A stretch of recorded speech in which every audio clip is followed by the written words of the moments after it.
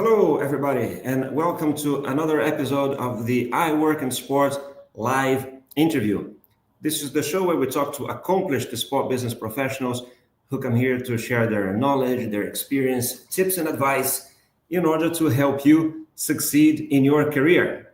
If we're just meeting, my name is João Frigerio. I'm the founder of iWorkinSport, and I want to say a big thank you for being here with us today. If you're coming back, you know the drill. This is a very supposed to be interactive, so we expect you to send your comments, ask your questions.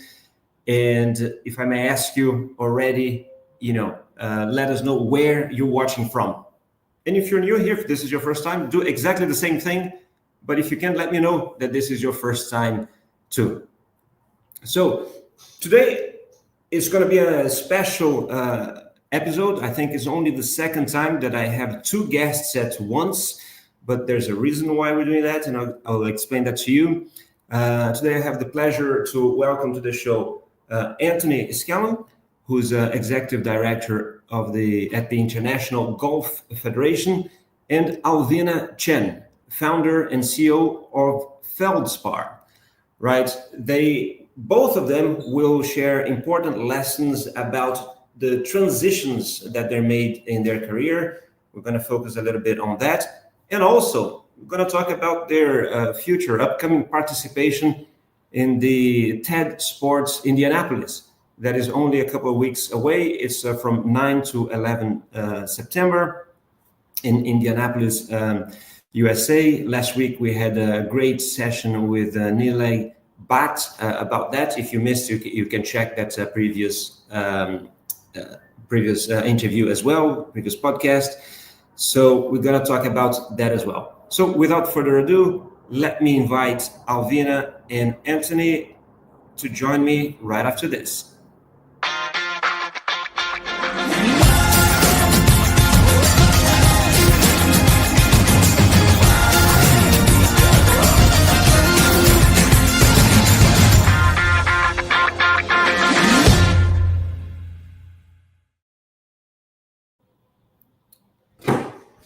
Hello, Alvina, and hello, Antony. Nice having you here today. Where are you talking from? I imagine that Antony is in Lausanne. You imagined right. I'm in Lausanne, Switzerland. At the office. And you, Alvina, where are you? Yes, I'm in London right now. In London. That's great. That's great.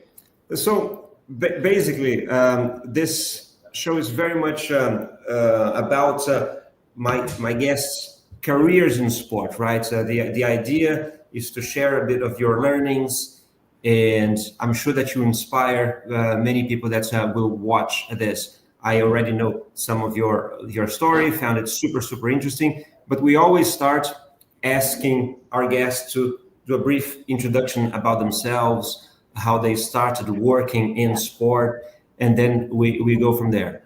I'm old-fashioned, so I'm going to start with Alvina. Alvina, can you please start? Sounds good. Yeah, so I'm the founder and CEO of Feldspar. Feldspar is a sports technology company that has developed the world's fastest digital running track, a smart flooring system that engineered to maximize athlete performance and connect the wider sports ecosystem in real time. Great, but Alvina, tell us a little bit about your career. So, what did you do? I know that you're an athlete. Maybe you can tell us a little bit about your career as an athlete, and obviously a little bit about the transition. We'll expand on that later. Also, a little bit of your, say, academic background. Give us a little bit more information about yourself, please. For sure. Yes, thank you. Yeah, I was a former athlete, so I had the opportunity to train and compete in US, UK, and Hong Kong, and really, which? So you're track and field, right? But yes. What specialty? Sprinting, so short, 200 meters and 400.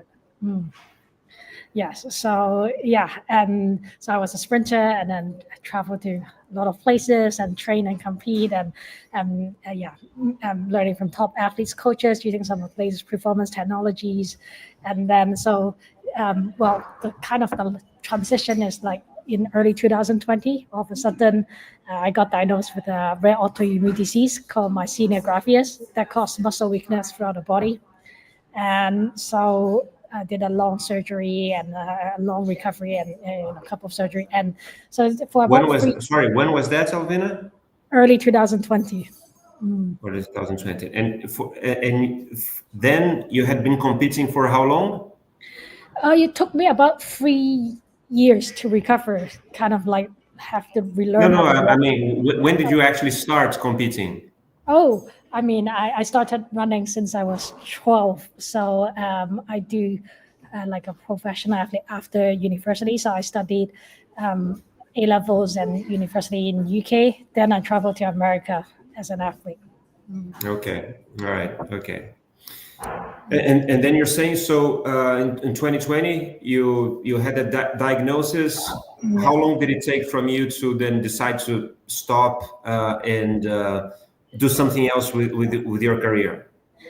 Yeah, it was a major transition that comes very quickly because as an athlete, I was training 6 days a week and 2 days, like 6 days a week, sometimes 2 times per day.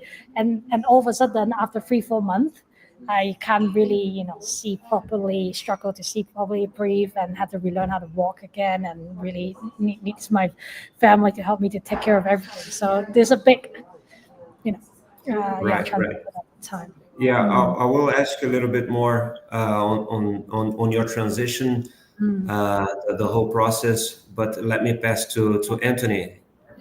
Antony, please give us a bit of information about yourself. I know you from your IOC times, and a little bit how you actually started your career in sports, what you studied. Well, as you said, I'm currently now the chief executive or executive director of the International Golf Federation. So have been doing that for 15 years now, since golf was made part of the Olympic program. Prior to that, I was with the International Olympic Committee for, what was that? That was about 19 years as an employee and also as a advisor.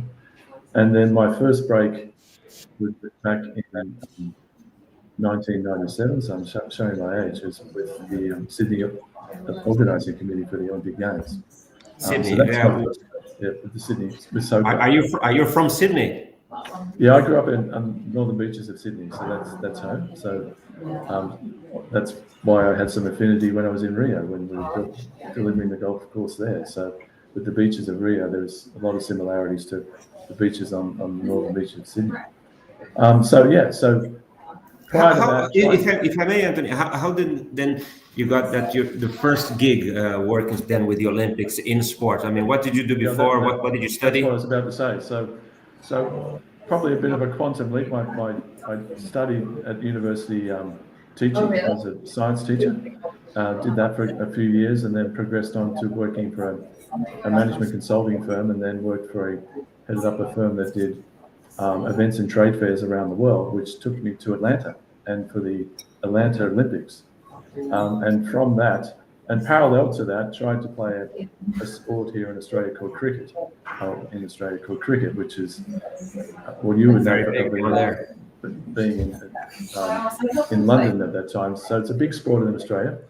I was okay. I played what they call Premier Cricket or grade cricket, and played with people that made a living out of being professional cricketers. But I was more an administrator as well. Became an administrator while I was playing within the sport, and a coach. And so that was the background. And I think probably you relate to this, Alvina.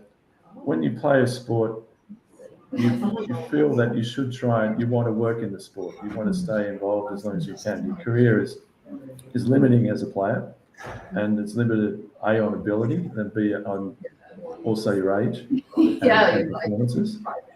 And so with the opportunity of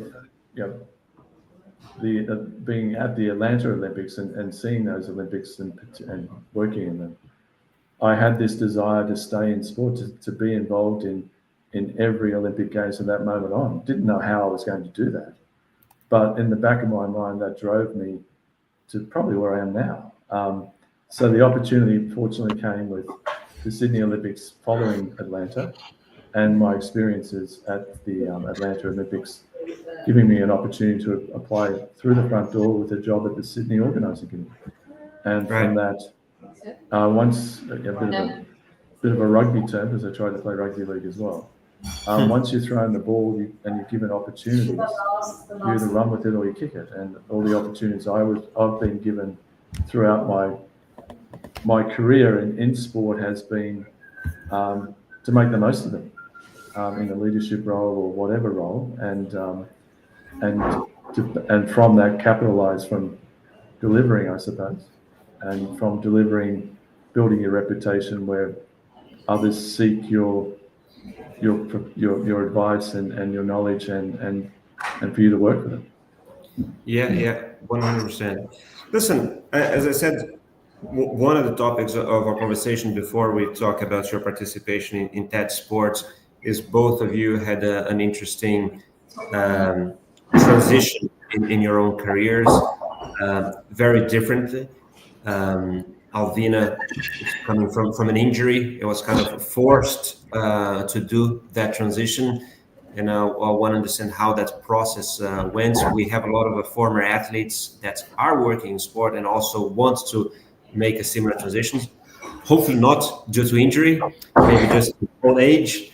While Antony maybe was a little bit more smooth in the sense of transition, because you were working in, if you mentioned, if I understood correctly, already in the golf project while you were at the IOC, and that actually prompted you to go to IGF. Alvina, give us a little bit of how was that transition for you? So you got that injury, and then suddenly you can't compete anymore.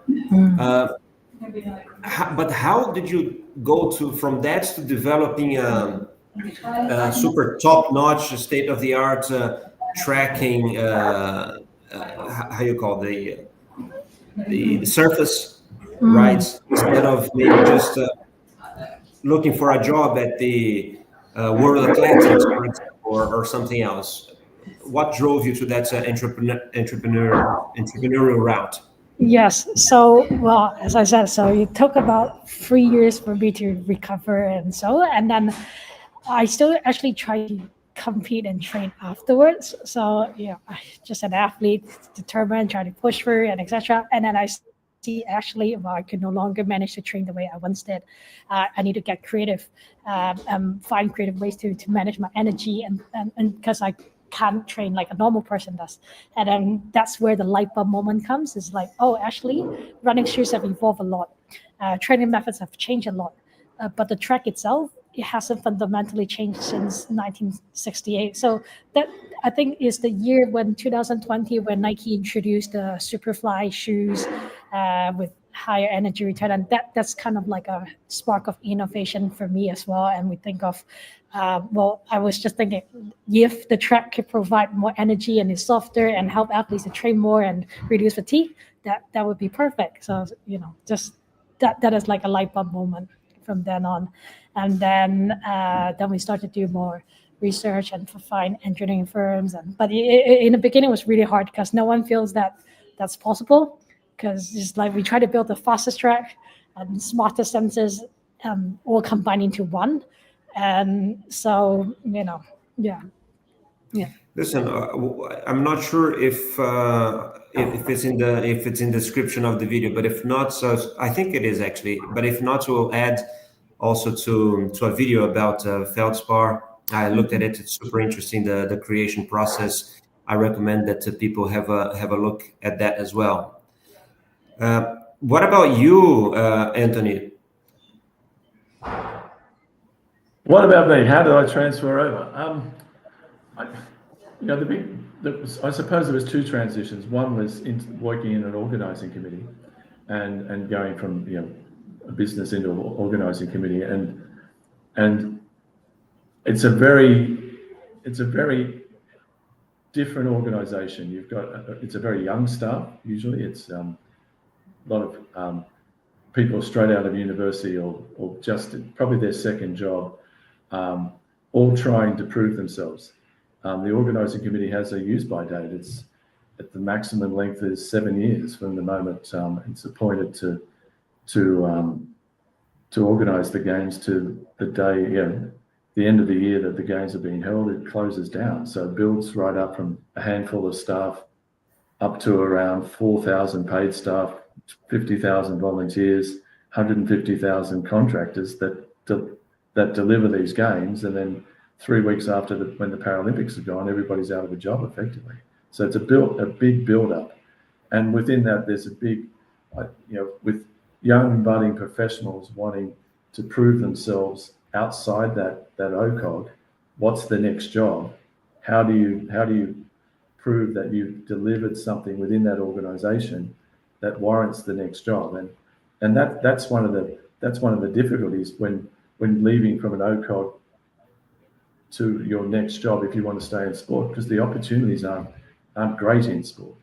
And so somehow, not only from an OCOG converting into another sport job or another career, you have to be able to communicate your skill sets that you have and that you've built upon working in an OCOG. How do those transfer into everyday roles or into a job within a sports organisation? Because there's all different weird job titles. You're a venue manager, you're a sports manager, you're an accommodation manager. What's that mean in the real world? And what skill sets do you have, as I said, that are transferable into a real life job or within a sports organisation? So that's one of the challenges. And then for me, the next step was going from the organising committee to work for the International Olympic Committee. And at that stage, it did not have an Olympic Games department. So that was in its formation years. There was a sports department that was liaising closely with the organising committee. And it was during my time at the Sydney Organising Committee, I interacted, not a lot, but with some staff within the International Olympic Committee. And that gave, from that and attending a debriefing at the Athens, following for the Athens Olympic Games, was given the opportunity to work for the IOC in a number of projects, which then, as the Games department was created, evolved into me being hired as one of the first staff members within that Games department, and then growing with our role with supporting the organising committees. My role grew within the IOC in terms of coordination of operations and services of the Games, and which ultimately led to, when the Games are being held, to running the Games Coordination Office, or heading up the brains trust, or the central core of the Games. And then from that, as you said, golf became part of the program back in 2019 and 2009. I was working with the IOC at that time, and in the background watching the bid happen in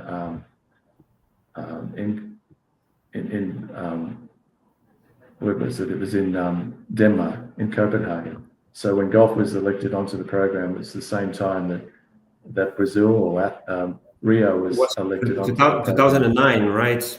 2009. Same time Brazil got the Games. Was the 2nd of October of 2009. I was in that one. It was really.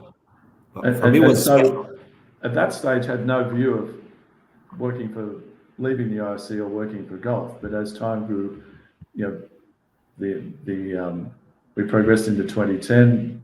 The Vancouver Olympics, I was working on those, and then at that stage,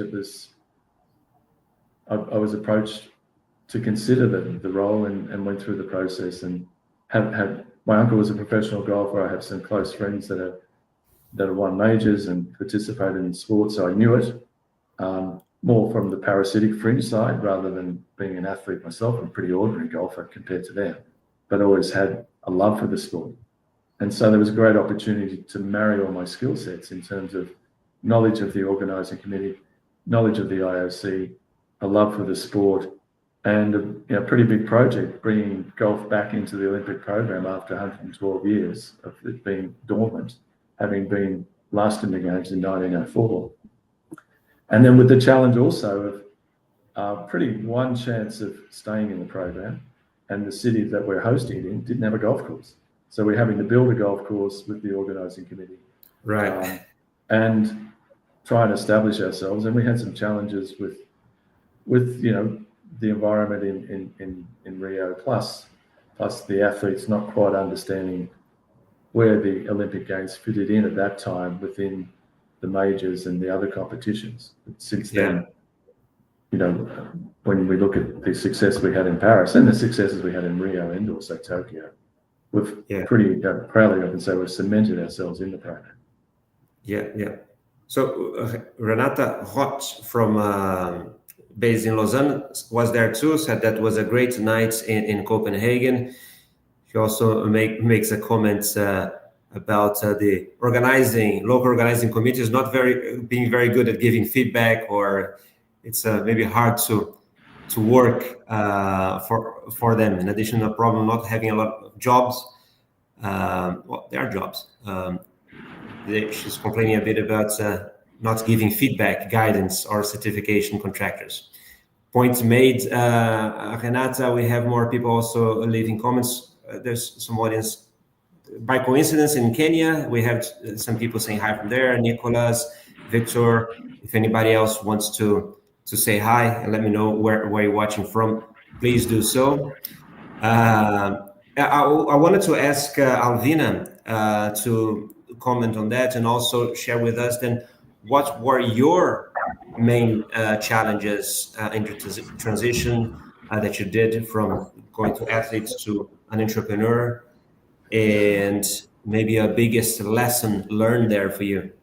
Yeah, I mean, I agree with just now what Antony said, that what kind of skills are transferable. And actually, that's how I see it, is that, well, fundamentally, there's still quite a lot of differences, from being an athlete to an entrepreneur for sure. But then as both an athlete as well as an innovator, entrepreneur, I think there's something in common. So first is like the drive to constantly push the limits. For what we do is like, people kind of believe it can't be done until it's done. For training, you do a lot of iteration, trying to improve every day. And that's kind of what the engineering process has been. So we have 40 prototypes throughout the past 2.5 years. So it's constantly learning from the previous iteration, the prototype, what we can learn, can do better. And that's one thing. And also another, I think the principle is the same in the sense that we focus on doing the fundamental well, build a strong system around you, and have a commitment for having a growth mindset to constantly improve. So I think these are some similarity that I think the skill sets wise are transferable for both. But there are definitely challenges as well, for sure, as an entrepreneur. Yes. What do you think, Antony? Do you agree?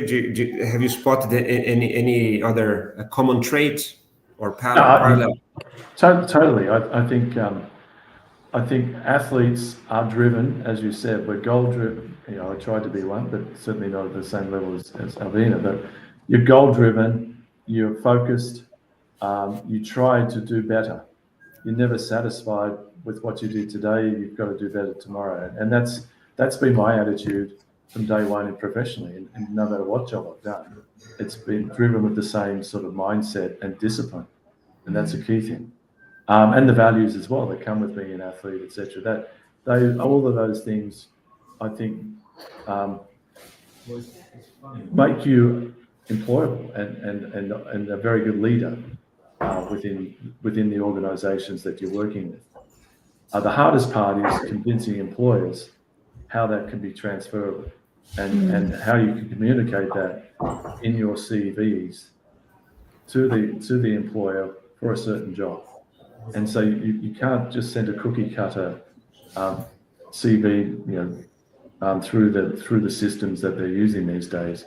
You really have to tailor make your application and your CV or resume to be so specific on highlighting your strengths and how they relate to the job or career you're looking for. And that's the hardest thing you have with the limited spots you have in sport to work in, to be able to do that. Yeah, 100%. This is the type of message that I try to give a lot to people that follow us at iWorkinSport. Now, another thing that you two have in common is that you two will be speakers at the first ever TEDSports that will take place in Indianapolis, just in a few days, really, from the 9th to the 11th September. I will be there. I will be watching both of you and many others. Last week, as I said, we had a session with Nilay Bhatt, who's the curator of the events. He named several other people that will be there. People can check out the previous session if they want to know more. But I wanted to ask you first, what are the topics that each of you are going to talk about, and why did you accept the invitation to go and speak at TED? Alvina, do you want to start? Yeah, sure. Well, my topic will be mainly about like how we're redefining human potential, my story, kind of what we said just now, the inspiration, and what we have achieved so far, and what's the vision, the future looks like. And well, how it started is TED reached out saying that they would like me to speak, and that's about and say I mean, I'm excited to definitely to speak on the first TEDSports event. I think that's amazing, and I also am a listener of TED as well, and so I like. I know there's an interesting process of training sort of the speakers. I'll ask you to talk a little bit about that. But Antony, how about you? What is your topic there? Yeah, mine's sort of going back towards the 27, 28 years of being involved in sport, and I'm coming up with my laws of the game of sport politics. It's not just so relating some of the lessons I've learned through that journey, working for those organizations that I have, and being able to be successful, but also manage the other inner game of politics, as opposed to just delivering in the true sense of Olympic competitions, etc. So looking at that, the approach came from TED itself, which I was very excited about and very honored, because it's the first, as you said, the first ever TEDSports, and I've always been a fan of TED Talks and the wide cross section of topics and also the professionalism of those speeches and presentations. So there's a little bit of anxiety in terms of, wow, okay, there's a strong tradition there from TED Talks, and now also being the first edition of a sport of TEDSports. But I thrive, probably like Alvina, I thrive under pressure, as all athletes should, and so I'm looking. So the title. What is the title exactly? My laws of the game of sport politics. All right. And is it still like 18 minutes each, or I think it's a little shorter now? Around 12 to 14 minutes. Yeah. 12 to 14 minutes. Yeah. So if you, I suppose the hardest thing about, and Alvina, you can chime in. I think we get fantastic support from the TED team in terms of logistics, etc., getting there, but also we have experts in writing speeches to help us with putting our script together. One of the challenges is, over those 28 years, I've got a lot of stories to tell, and I've got a lot of laws that have come from that. So trying to contract that down, and to that time frame has been the challenge. So what's then this preparation process? I mean, how long does it take? Do you send them like a first draft of, or just things that you want to talk about, and you do already a first draft of the text, of the speech? How does that work? For me, they did a 1.5 hour interview in the beginning, and then so after that, then they give an outline of what they think is interesting, of what I should potentially include, and then I did the first draft. I sent it to them. Oh, so they interview you first, and Yes. then kind of already gather some topics from it and send that to you and ask you to write on those. Yes. Yeah, similar to me. I had some ideas. I sent that in advance, but yeah, the person I have looking after me, we had a similar hour-and-a-half sort of brain dump, going through some of the stories that were interesting in terms of my experiences, and in my mind I had this idea of focusing more on sports politics, something hopefully it's more interesting than just going through here's my life and this is what I've done. So that's been interesting, working with her to, as I said, to contract down those stories and to work on multiple iterations of the script. And I've just got another iteration today, and so we're going to this afternoon have another walkthrough on this. So it's constant refining and training, if you like, no different to being an athlete. When did that start? I mean, so the event is in a couple of weeks, right? Yeah, so about two months ago, just after I was confirmed that I was coming to be a presenter. Pretty soon after that, was assigned one of the team, and then on top of that, we had a meeting amongst all the speakers. So we had a video call similar to this with everybody getting to know each other, to sort of team build, to get an understanding of what the logistics would be and other questions that we may have together. So we started a bit of team bonding, I think, and we'll have other team building exercises during prior to the conference and then during the conference, which is great. So that helps build I think a good, nice alma mater, etc., from all of us that are lucky enough to be participating in this. So it's constant support, constant refining, constantly getting fitter and getting better. Yeah, agree with Anthony. It's constant iterations, kind of like an athlete. Yeah, the same for me. Timeline's about 2.5 months ago. That's where it started. And for you, what was the biggest challenge for you in this preparation so far? Biggest challenge, well, I would say personally, because English is not my first language, so I am a little bit nervous. Where are you? Sorry, I should have asked at the start. Where are you from originally? I'm from Hong Kong. Hong Kong. Okay. So I was born and raised in Hong Kong. Okay, so the language barrier for you has been the biggest challenge. Yeah, and also is to combine the technology story and my personal story, and also how we try to push the limit of human potential. So different story into one, just like what Anthony says, the time frame of about 12 minutes, a lot of topics into an interesting story. I think that is also one of the challenges. Was there any surprise in the process, or was it very much where you're expecting, or once you started working with them and you said, "Wow, I didn't really think that it would work this way"? And what was it? Was everything very expected? Well, I think it's the rigorous, training that we have is like every week, coaching, and I really appreciate the support, and it's very helpful. Yeah, I don't know. It's surprising because you're just diving in the deep end, so you just go, you swim, and they're driving you, and you're responding. So again, I think it's just like getting prepared for a competition. So you're prepared for everything, but and you've got to adapt accordingly. So and it's a lot of work. And what are you most looking forward to the event? I have one I will share with you later, but I'll give you the word first.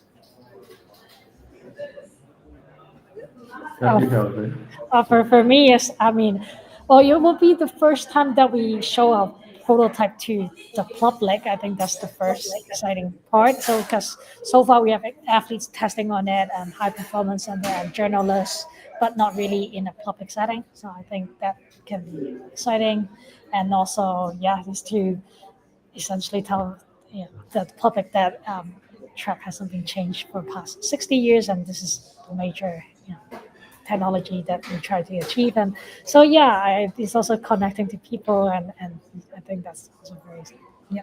And you, Anthony? For me, it's the broadness of the people that's going to be talking and their expertise. There's some really impressive people out there that's going to be talking. So that excites me to meet them, have the opportunity to talk to them, I hope, and draw upon that energy that will come from their speeches, and also the energy of the people that are in the audience. So that's the thing. That's the thing for me. It's drawing upon having really experienced and good people in their field around you.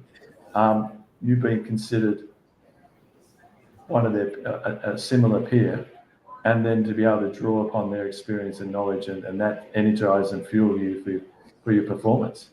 I agree. And we would have a couple of speakers dinners to connect as well. So I think, yeah. Yeah.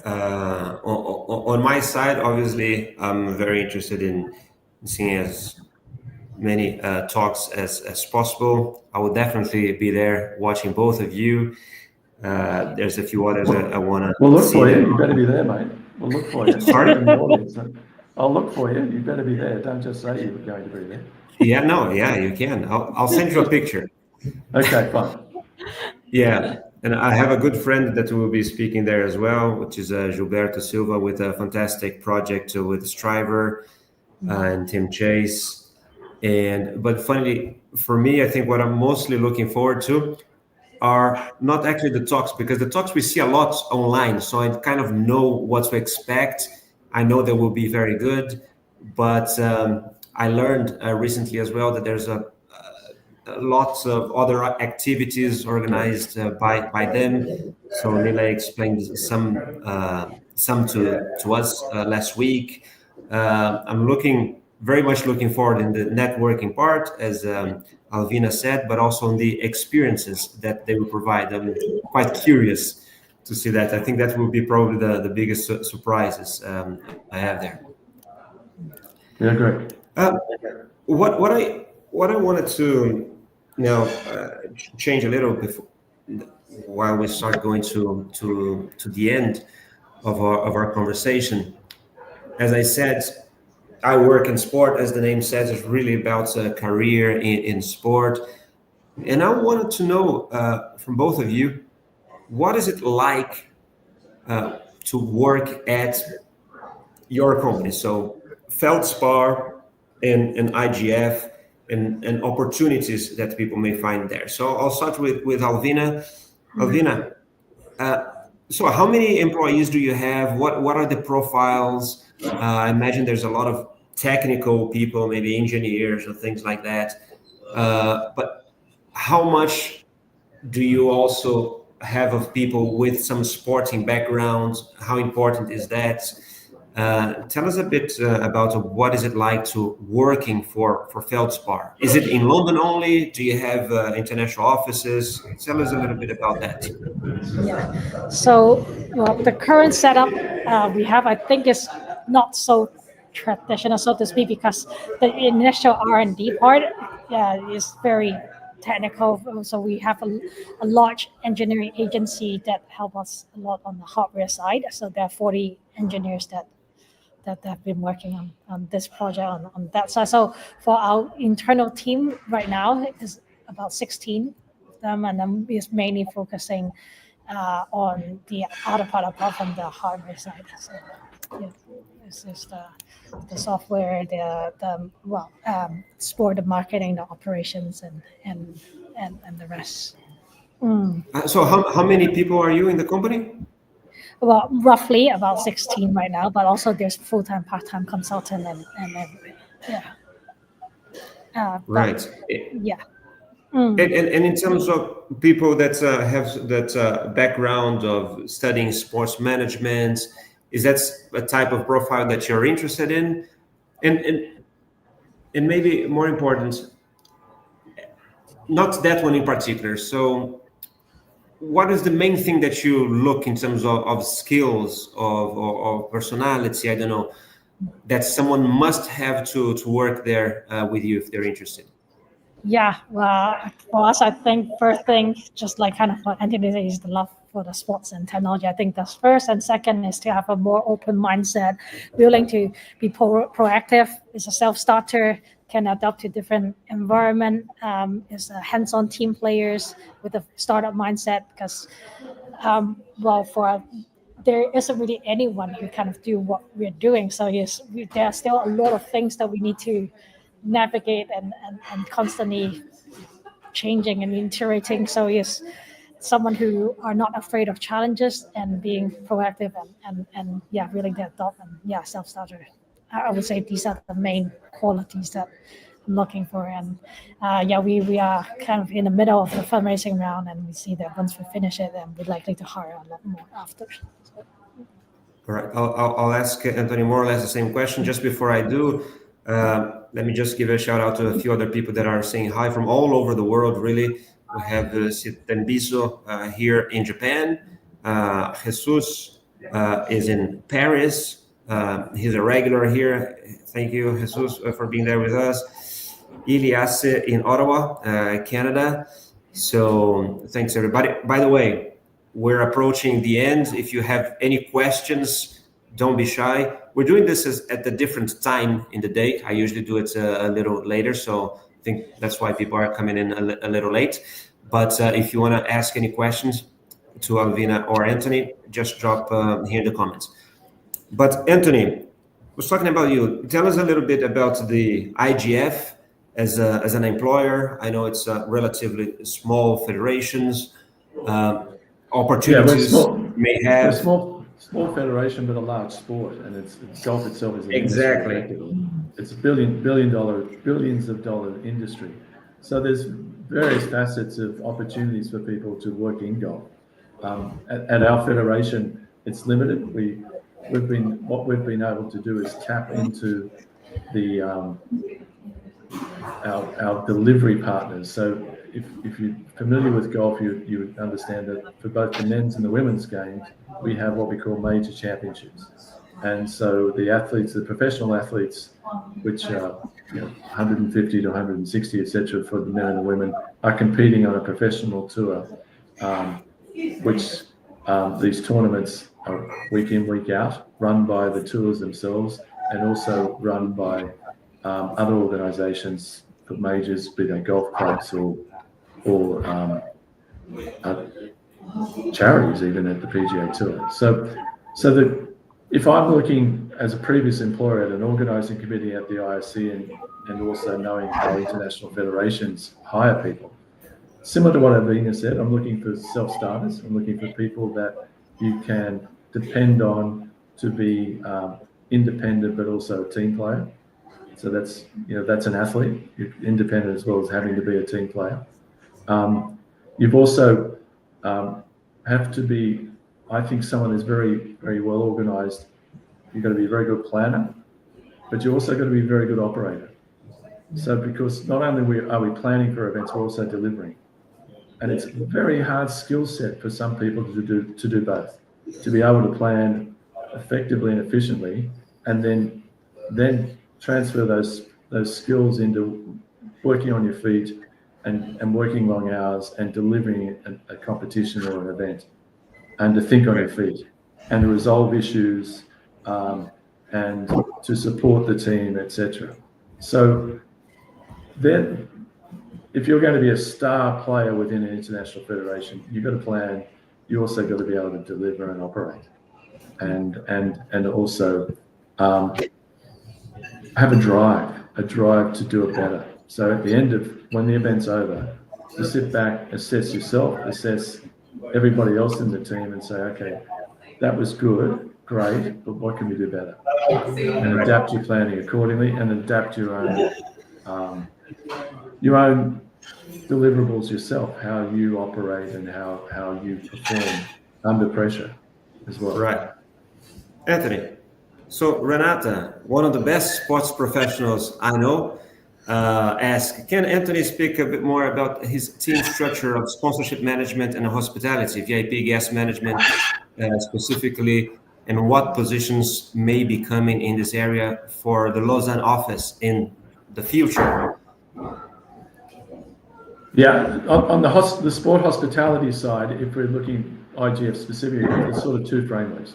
One framework would be with the Olympic Games, and our hands are sort of tied there because of the contractual organised deal that the IOC has done with On Location in terms of hospitality. So we're going to work very closely with the IOC and On Location with the organising committee for our hospitality program there for our players, their families, and for our members. Outside that, we have other events that we run. One is the World Amateur Teams Championship, and there the hospitality opportunities for this and the nature of the venue of the event is fairly small. So it's an amateur event as opposed to a professional event. So hospitality is very limited to our members and their participation of their teams and at these competitions, and also at our biannual meetings. So it's very limited in that respect. Commercially, we're also limited by the fact that our delivery partners are behemoths. So their turnovers are in the billions, and they're doing massive commercial deals. And so we try and stay out of that world. So we're not crossing. The pie is a certain size. We know what our needs are in terms of resourcing and funding, and we work towards that. And the way we're structured is that we've got 7 staff here that's based in Lausanne. But overall, we have 93 staff that are working for us on all our programs, be it the Olympic Games, be it part of our medical committees or our communications committees, etc. But those 86 other staff are coming from what I call our delivery partners. So they're coming from the Royal and Ancient Golf Club, the PGA Tour, Augusta National Golf Club, who runs the Masters, the RNA, the Royal and Ancient, who runs the Open Championship, the US Golf Association, the LPGA, who runs the women's tours, and the European Tour. So those 7 delivery partners cover the breadth of professional golf and all the majors for the men's and women's golf. And so the people that work for them are the best people in golf. So rather than create a parallel universe here in Lausanne, when golf became part of the Olympic program, is my view to let's tap into the best people in the game, and that's what we do. So they're working on a pretty cool project every 4 years, and the years leading up to it, called the Olympic Games, and that's become a pretty cool project. We've been lucky enough to have the best people in golf work on that, and so opportunities there become limited. The opportunities are more so with our delivery partners and their events and their internships, etc., that they're providing, and for you to look at those opportunities directly. Well, thank you for that very clear lecture, Antony. I think I'll cut that into a highlights because a lot of people that are interested in golf will want to know more about the structure and where opportunities are. So thank you for sharing, and thank you, Renata, for the question as well. We're going towards the end, so I want to ask you. I think you already mentioned at the beginning, but since we're talking about that, I'm sure that you're asked about advice all the time for people that want to start in their careers. You mentioned a little bit when you're talking about your own paths and your transition, but if you were to give one advice, someone asks you, I want to work in sport, what would you say? I'll start with Alvina. For someone who would like to work in sports, well, I mean, in general, again, for us is to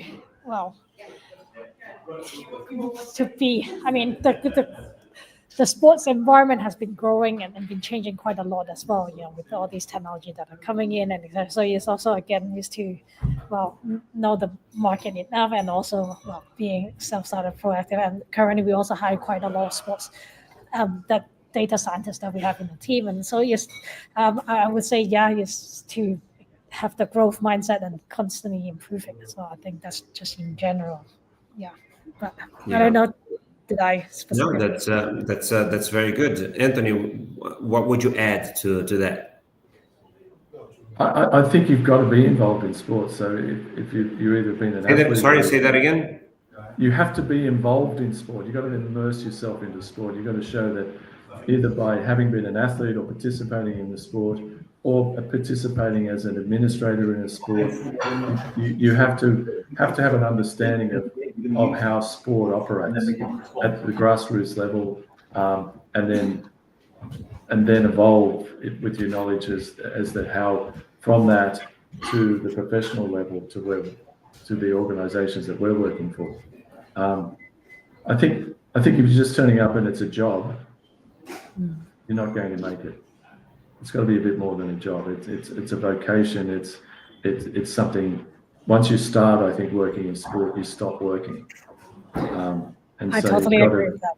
You've got to come with that passion and that desire to work and dedicate yourself to something that's pretty cool. That's working in sport, and sport's really entertainment now. Yes. So I mean, that's the mindset I think you need.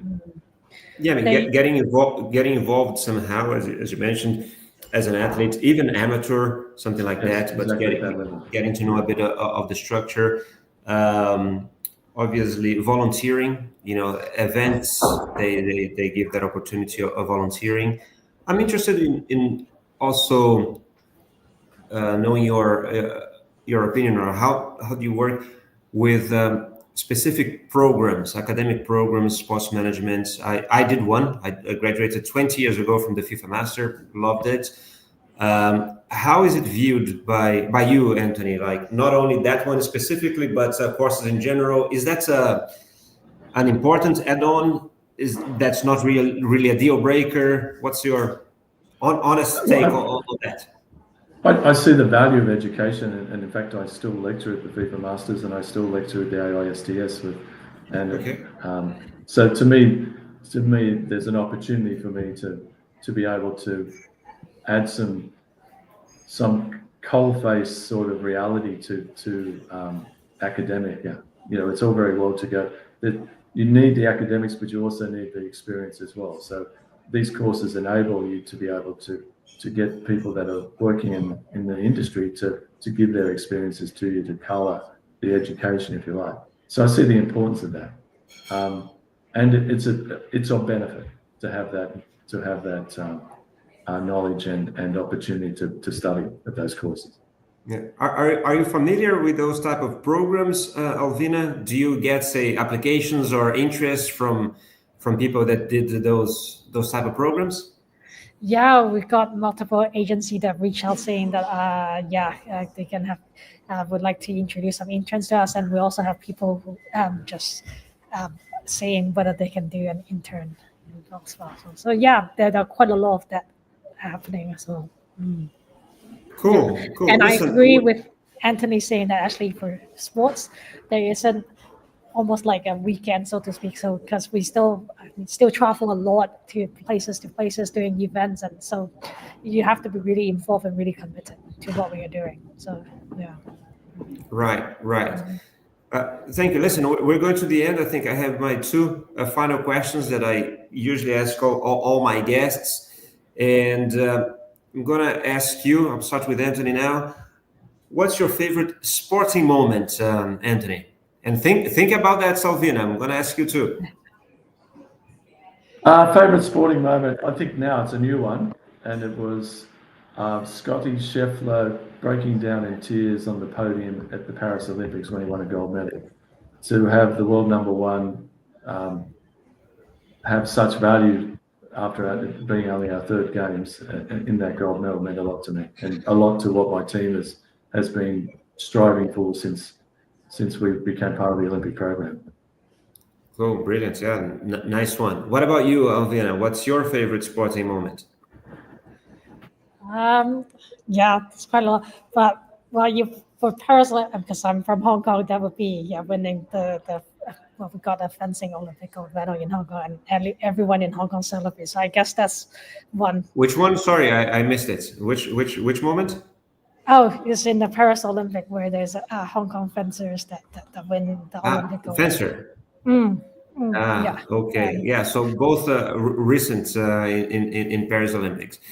In my last one, since you're here, I always ask my guests to recommend to our audience a book or a podcast or a YouTube channel. What sort of a recommendation that you would like to leave for people that are still here watching us, and many others that will do it later? Go then. Anthony, you start. Who do you want to start? Who thinks of something quick? Yeah, Anthony. Yeah, man. You want me to go? Okay. Book, The Art of War. Oh, Sun Tzu. Yeah, exactly. Okay, yeah, good. How has that helped you? It's just Something that you refer to. But for me, it's back to back to what my theme, I suppose, that I'm talking about for sports politics, etc. It's preparing yourself to be able to, in different environments, to cope with stresses and areas that you're not familiar with or comfortable with, and be able to adapt to those things as best as you can in the business environment. I think that's a key thing: adaptability and being flexible enough, and being a mind that you need to get to think of things in different angles in different ways, and not to take it by face value when you're hitting a problem or a situation. Yeah, it's definitely a good one. A lot of wisdom in a physically small book. Yeah. What about you, Alvina?